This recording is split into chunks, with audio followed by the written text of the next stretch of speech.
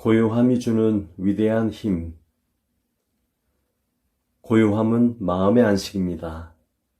마치 수면이 몸의 피로를 회복시켜 새로운 힘을 주듯이 고요함은 사람과 신을 연결시켜 사람의 마음에 휴식을 주고 생기를 북돋워 줍니다.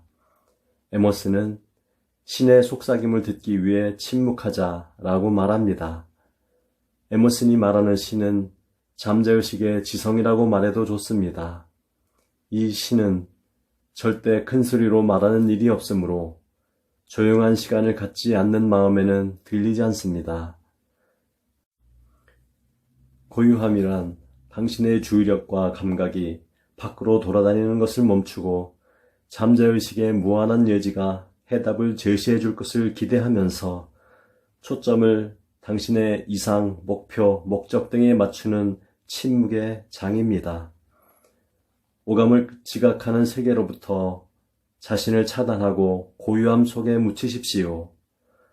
그리고 당신의 소망이나 아이디어가 현실에서 이루어진 것을 묵상하십시오. 이는 자주 되풀이할수록 좋습니다. 당신에게 아이디어를 준 무한한 내지는 그 아이디어의 실현과 개화를 위하여 완전한 계획을 제시하고 있습니다. 당신은 실제로 소원이 이루어지는 기쁨을 맛보게 될 것입니다. 한 어머니가 머피 박사에게 아이가 말을 안 들어 속상하다고 하소연했습니다. 그러자 박사는 그녀에게 매일 아침 혼자 성경의 시편을 읽고 난 후 눈을 감고 주위의 모든 것으로부터 자신을 격리시키라고 권했습니다. 실제로 그녀는 조용히 묵상해 볼 필요가 있었습니다. 그래서 신의 무한한 사랑과 한없는 지혜, 완전한 조화에 대하여 생각하고 아이들을 둘러싸고 있는 사랑과 평화와 기쁨을 느끼며 사랑과 평화가 자신의 마음을 가득 채우고 아이들도 그 속에서 올바르게 성장하게 될 것임을 확신하며 조용히 묵상했습니다. 그녀는 마침내 정신적으로도 평화와 즐거움을 되찾았으며 가정에도 평화와 즐거움으로 가득 차게 되었습니다. 89. 습관적 재현의 위대성. 성경에는 황금률이란 것이 있습니다.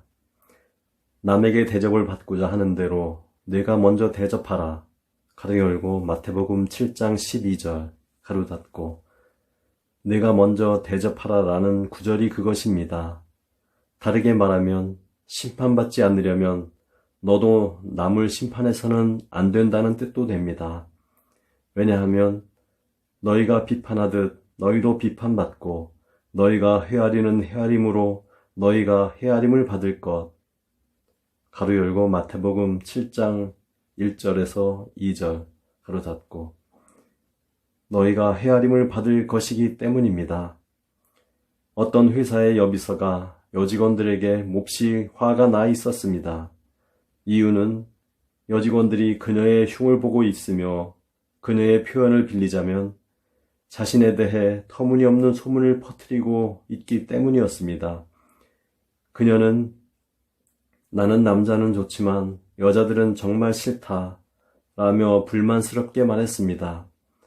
머피 박사가 그녀를 관찰해 본 결과 그녀는 회사에서 자신보다 서열이 낮은 여직원들에게는 몹시 오만과 불쾌하게 대한다는 것을 알았습니다. 박사는 그녀에게 잠재의식의 법칙을 설명해 주었습니다. 자신의 행동을 깨달은 그녀는 그 법칙을 이해하고 다음과 같은 기도를 규칙적으로 실천하며 습관화시켰습니다. 나는 애정을 담아 조용히 평화를 생각하고 말하고 행동합니다. 나를 비난하거나 근거도 없이 악담을 퍼뜨리는 여직원들에게 지금 사랑과 평화와 관용과 친절을 보냅니다. 내가 부정적으로 반응하려고 할 때에도 내 안에 조화와 건강과 평화를 위해서 다시 한번 생각하여 말하고 행동합니다. 그 후부터 여직원들 사이에서는 그녀를 험담하는 말들이 모두 사라졌습니다.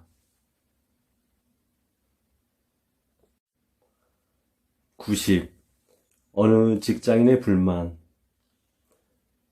잠재의식은 만능의 힘을 가지고 있지만 잠재의식이 현실적인 형태를 취할 때는 반드시 개개인이 의식하는 마음을 통해 작용하게 됩니다. 즉, 당신이 생각하고 느끼는 것이 당신의 현실이 되어 나타납니다. 따라서 당신은 자신이 생각하고 느끼는 것에 주의해야 합니다.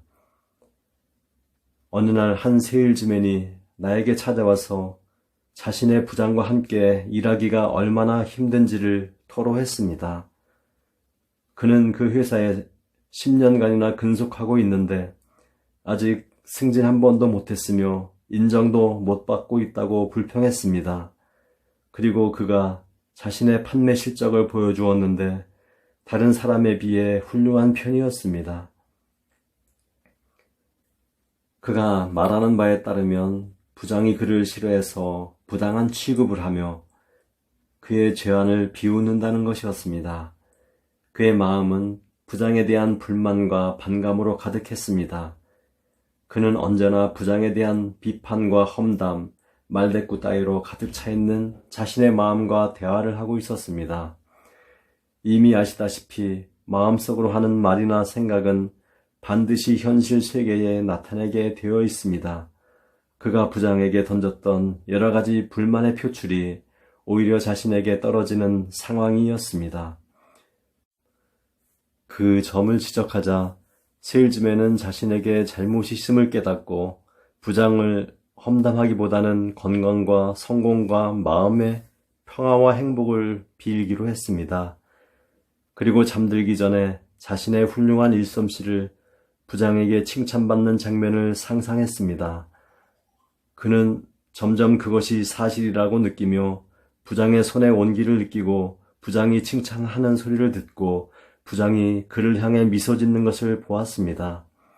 그의 마음은 잠재의식에 새겨졌고 자연스럽게 겉으로 표출되었습니다. 부장은 그의 능력을 인정하여 그를 100여 명의 부하를 둔 팀장으로 승진시켰을 뿐만 아니라 급여도 대폭 올려주었습니다. 구독과 좋아요는 서로의 기쁨입니다. 감사합니다. 축복합니다.